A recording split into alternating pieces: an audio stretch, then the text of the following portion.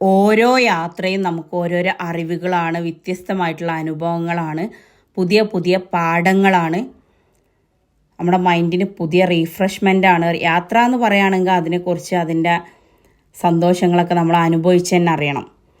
പക്ഷെ ആ യാത്രകളിൽ നമുക്ക് നമ്മുടെ സാമ്പത്തികമായിട്ട് ഒരുപാട് ഭദ്രത കാത്തു വെക്കാൻ വേണ്ടിയിട്ട് ഒരുപാട് കാര്യങ്ങൾ നമ്മൾ ശ്രദ്ധിക്കേണ്ടതുണ്ട്.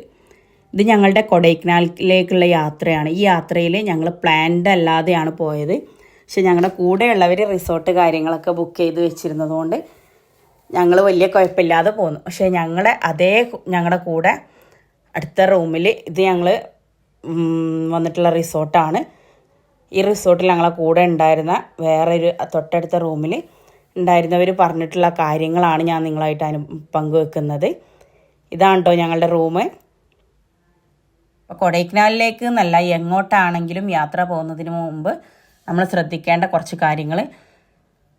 ഞങ്ങൾ മുമ്പ് മറ്റൊരു സ്ഥലത്തേക്ക് യാത്ര പോയിരുന്ന സമയത്ത് ഞങ്ങൾക്ക് പറ്റിയിട്ടുള്ളൊരു അനുഭവങ്ങളും എല്ലാം കൂടെ ആയിട്ടാണ് ഈ ഒരു വീഡിയോ. അപ്പോൾ കൊടൈക്കനാലിലേക്ക് പോവുകയാണെന്നുണ്ടെങ്കിൽ പരമാവധി നിങ്ങൾ കൊടൈക്കനാൽ ലേക്കിൻ്റെ അവിടെ, കൊടൈക്കനാൽ തടാകത്തിൻ്റെ അടുത്ത് എന്ത് ചെയ്യുക, റൂം കിട്ടാൻ നോക്കുക. അവിടെ ആകുമ്പോൾ നമുക്ക് എന്താ വെച്ചാൽ ഒരു ഏരിയ ആണ്. വലിയ ബുദ്ധിമുട്ട് കാര്യങ്ങളൊന്നും ഫാമിലി ആയിട്ട് വരുമ്പോൾ ഉണ്ടാവില്ല. കുറച്ച് നമ്മൾ എന്താ പറയുക, ഒന്ന് വെറൈറ്റി ആയിട്ടൊക്കെ നോക്കുക. പല രീതിയിലുള്ള ട്രീ ഹൗസ് അങ്ങനെയുള്ള, അതുപോലെ ഫ്ലവർ ഷോൻ്റെ ആ വില്ലേജ് ഏരിയയിലേക്കൊക്കെ ഉള്ള വെറൈറ്റി ആയിട്ടുള്ള റിസോർട്ടൊക്കെ നമ്മൾ നോക്കുക. പക്ഷെ അതൊക്കെ മയക്കുമരുന്ന്, കഞ്ചാവ് അങ്ങനെയൊക്കെയുള്ള ആളുകളുള്ള ഏരിയ ആണ്. ഫാമിലി ആയിട്ട് പോകുമ്പോൾ ഒരുപാട് പ്രശ്നങ്ങളിൽ പലരും പെട്ടിട്ടുണ്ട് എന്നുള്ള അനുഭവങ്ങളൊക്കെ ഇവിടെ നമ്മൾ പല സ്ഥലങ്ങളിലും പോയപ്പോൾ കേട്ട്. അപ്പോൾ ആ ഒരു കാര്യം ശ്രദ്ധിക്കുക. കൊടൈക്കനാൽ ലേക്കിൻ്റെ അടുത്താകുമ്പോൾ നമുക്ക് വേണ്ട കാര്യങ്ങളെല്ലാം നമ്മളടുത്തുണ്ട്. ഫുഡിനൊരു ബുദ്ധിമുട്ടില്ലാതെ നിൽക്കാൻ പറ്റുന്നതും ഈ ഭാഗത്താണ്. ഇവിടെ ഒരുപാട് നല്ല റെസ്റ്റോറൻറ്റ് കാര്യങ്ങൾ, നമ്മളെ മലയാളി ആയിട്ടുള്ള കാര്യങ്ങളൊക്കെ ഈ ഭാഗത്തുണ്ട്. അല്ലാത്ത സ്ഥലങ്ങളിലൊക്കെ ഫുഡിനും വലിയ ബുദ്ധിമുട്ടുണ്ട്, നല്ല റേറ്റ് കൂടുതൽ, അങ്ങനത്തെ കാര്യങ്ങളൊക്കെ അതുമുണ്ട്. ഇപ്പോൾ ഈ കൊടൈക്കനാലിലേക്ക് എന്നല്ല, എങ്ങോട്ടായാലും നിങ്ങളൊരു യാത്ര പോവുകയാണെന്നുണ്ടെങ്കിൽ മെയിനായിട്ട് ശ്രദ്ധിക്കേണ്ടത് പ്ലാൻ ചെയ്ത് തന്നെ പോകണം. നമ്മൾ പറയും ഒറ്റ മൈൻഡ് ട്രിപ്പ്, ഒറ്റ മൈൻഡിൽ അങ്ങനെ തോന്നുക, പെട്ടെന്ന് അങ്ങോട്ട് പോകാമെന്ന്. പക്ഷെ ആ കാര്യത്തിൽ നമുക്ക് പോകുമ്പോൾ ആ യാത്ര ഭംഗിയാവും, പക്ഷെ ഒരുപാട് ബുദ്ധിമുട്ടുകൾ വരും. ഒരു എക്സാമ്പിൾ പറയുകയാണെന്നുണ്ടെങ്കിൽ ഞങ്ങൾ കൊടൈക്കനാലിലേക്ക് അന്നൊരു ഫ്രണ്ട് ഇതുപോലെ റിസോർട്ട് ബുക്ക് ചെയ്തിട്ടുണ്ട്, അവരുടെ കൂട്ടത്തിൽ എന്ന് പറഞ്ഞുകൊണ്ട് അങ്ങനെ പോകുന്നതാണ്. അതുകൊണ്ട് ഞങ്ങൾക്ക് ബുദ്ധിമുട്ട് വന്നിട്ടില്ല. പക്ഷെ പ്ലാൻ ചെയ്യാതെ വന്ന ഒത്തിരി പേരെ ഞങ്ങളിവിടെ ഫുഡ് കഴിക്കാനൊക്കെ കയറിയ ടൈമിൽ കണ്ടു. അപ്പോൾ അവർ പറഞ്ഞൊരു അനുഭവം ഞാൻ നിങ്ങളിലേക്കും കൂടി പകർത്തുകയാണ്. കൊടൈക്കനാലിൽ നിന്ന് എങ്ങോട്ട് പോകണമെങ്കിലും ശ്രദ്ധിക്കേണ്ട ഒരു കാര്യമാണിത്. അവർ പ്ലാൻ ചെയ്യാതെ പെട്ടെന്ന് നൈറ്റ് തോന്നിയ ഒരു കാര്യങ്ങൾക്ക് അങ്ങനെ വന്നതാണ്. ആരൊക്കെയോ ബുദ്ധിമുട്ട് പറഞ്ഞതുകൊണ്ട് ചുരം അവർ നൈറ്റ് കയറിയിട്ടില്ല. പഴനിയിൽ റൂം എടുത്ത് നിന്ന് പിറ്റേ ദിവസമാണ് ചുരം കയറിയത്. ഇത് കൊടൈക്കനാൽ ബിരിയാണിയാണ്. ഇവിടെ ഒരു പ്രത്യേകത എന്താണെന്ന് വെച്ചാൽ ഇവിടെ മന്തി കിട്ടൂല കേട്ടോ. നമ്മളൊരു മന്തി ലവർ ആയതുകൊണ്ട് അത് ഭയങ്കര മിസ്സിങ്ങായി. ഷവായ, ബ്രോസ്റ്റ് എല്ലാ സംഭവങ്ങളും ഉണ്ട്. പിന്നെ ഇവിടെ വ്യത്യസ്തമായിട്ട് ഇലയിലാണ് ഭക്ഷണമൊക്കെ കിട്ടുക. ചോക്ലേറ്റ് ഫാക്ടറിയും എല്ലാ സംഭവങ്ങളും ഇവിടെ ഉണ്ട്. അപ്പോൾ രാത്രി ചുരം കയറാതിരിക്കുക ഒന്നാമത് ശ്രദ്ധിക്കേണ്ട കാര്യം അത് തന്നെയാണ്. കാരണം 2 മണിക്കൂറോളം നീണ്ടുള്ള എയർപിൻ വളവുകളാണ്, ചുരങ്ങളാണ് ഇവിടെ ഉള്ളത്. അപ്പോൾ പരമാവധി ഈ ലേക്കിൻ്റെ ഭാഗത്ത് തന്നെ, അവിടെ ഈ ഭാഗത്താണ് കൂടുതലും റൂം റെൻറ്റ് കുറവുള്ളത്.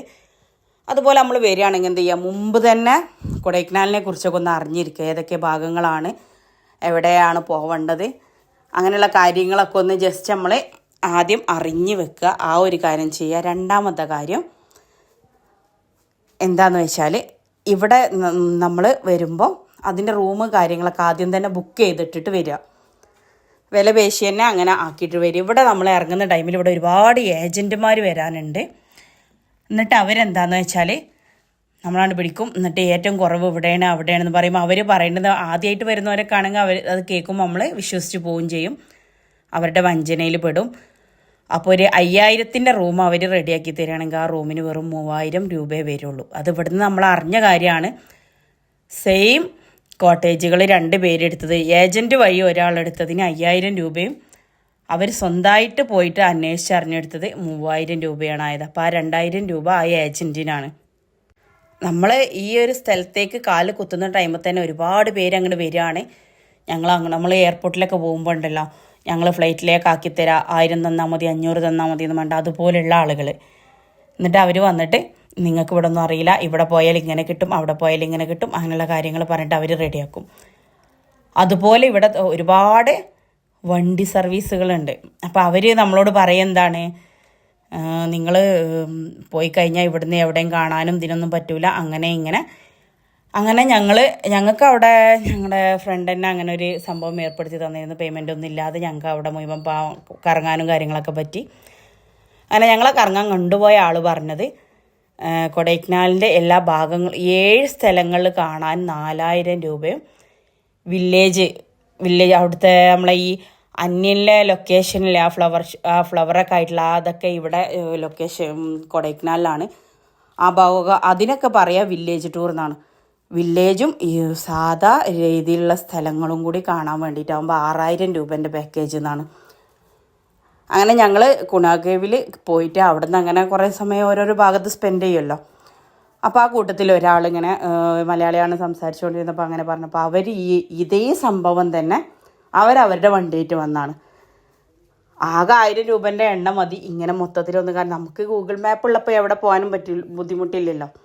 പിന്നെ ഇവർ പറയുന്ന നിങ്ങൾക്ക് അങ്ങോട്ട് കയറാൻ പാസ് വേണ്ടി വരും, നിങ്ങൾക്ക് പാർക്കിംഗ് പറ്റൂല, അങ്ങനെ അതിൻ്റെ ഒന്നും ഒരു ആവശ്യമില്ല. എവിടെ പോവുകയാണെങ്കിലും നമ്മൾ 20-30 പേ ചെയ്യുക. പിന്നെ അതുപോലെ തന്നെ ഈ പാസ്സൊക്കെ കൊടുക്കേണ്ടത് നമ്മൾ തന്നെയാണ് താനും.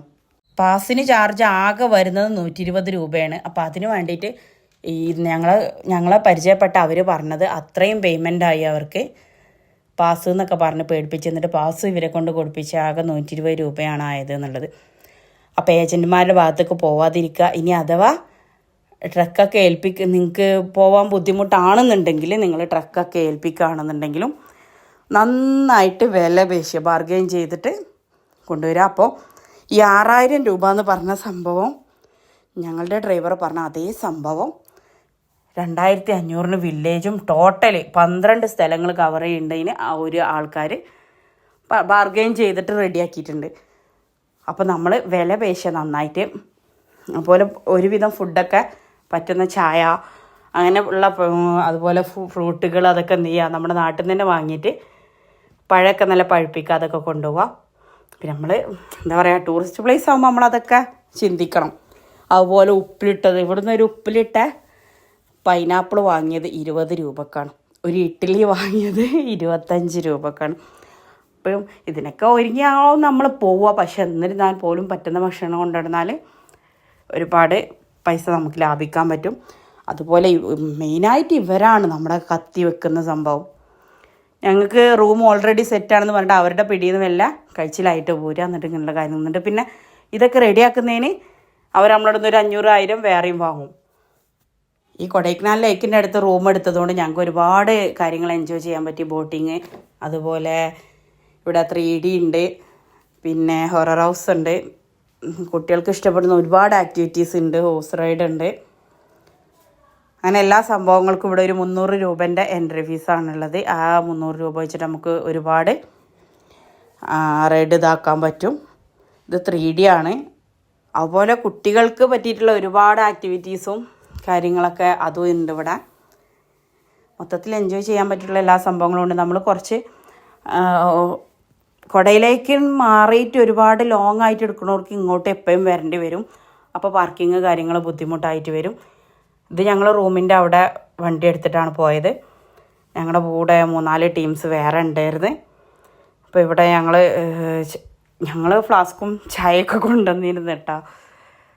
ഒരു കെറ്റിലും കയ്യിൽ പിടിച്ചിട്ടുണ്ടായിരുന്നു. ചായപ്പൊടി, പഞ്ചസാര ഇതൊക്കെ ഇവിടെ 25 രൂപയാണ് ഒരു ഗ്ലാസ് ചായക്കും. ഇനി ഞങ്ങളിതാ എല്ലാം കൂടെ ഓരോ ലുഡയൊക്കെ അങ്ങനെ അടിച്ച് പൊളിച്ച്.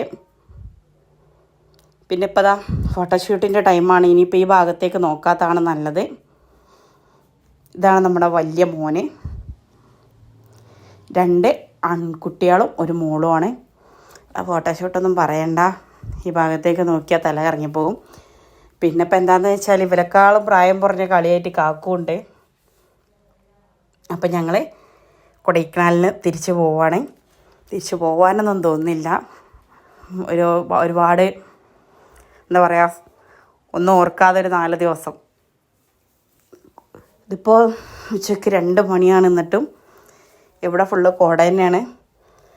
ഞങ്ങൾ ഇവിടെയൊക്കെ ഞങ്ങൾ തലേ ദിവസം ഞങ്ങളെ റൈഡിൽ കൊണ്ടുപോയ സ്ഥലത്തേക്കൊക്കെ വീണ്ടും ഞങ്ങളൊന്ന് ഒറ്റയ്ക്കൊക്കെ ഒന്ന് കറങ്ങാൻ പോയി. കറങ്ങാൻ ഇനി ഇഷ്ടംപോലെ ഇവിടെ ഉണ്ട്. പോകുന്ന വഴിയാണ് പൂണ്ടി പോകുന്നത്. പൂണ്ടി പോയിട്ട് നേരെ പോവുകയാണ്. അപ്പോൾ റിസോർട്ടിനോടൊക്കെ ടാറ്റ പറഞ്ഞ് എല്ലാവരും പാക്കൊക്കെ ചെയ്ത് വണ്ടിയിലേക്ക് കയറിയിട്ടുണ്ട്. അപ്പോൾ നമ്മൾ കൊടൈക്കനാലിലേക്ക് നിങ്ങൾ ആദ്യമായിട്ട് പോവുകയാണെന്നുണ്ടെങ്കിൽ ഈ കാര്യങ്ങളൊക്കെ ഒന്ന് ശ്രദ്ധിക്കുക. ലൈക്കും കമൻറ്റും സബ്സ്ക്രൈബും മറക്കല്ല.